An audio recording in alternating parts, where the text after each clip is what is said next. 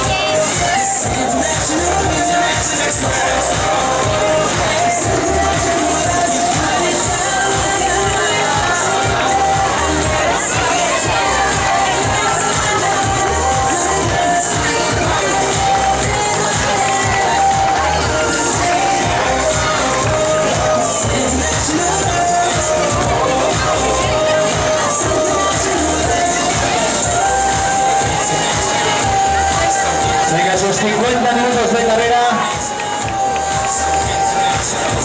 Vamos a dar al público al avituallamiento.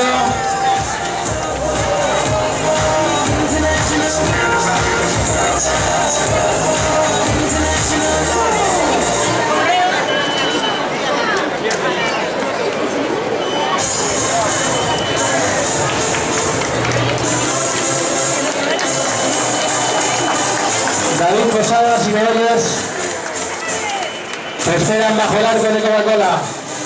Ya no sonríe más, se alegra toda, si no la discoteca siempre baila sola, ya no le da igual, no sigue en moda, se prende como fuego, ya no rompe ahora. Ay, ay, ay, ay, ay, ay, ay, quiero bailar conmigo, las horas, ay, ay, ay, ay, ay, ay, ay, ven a bailar conmigo, baila sola. Quiero bailar conmigo,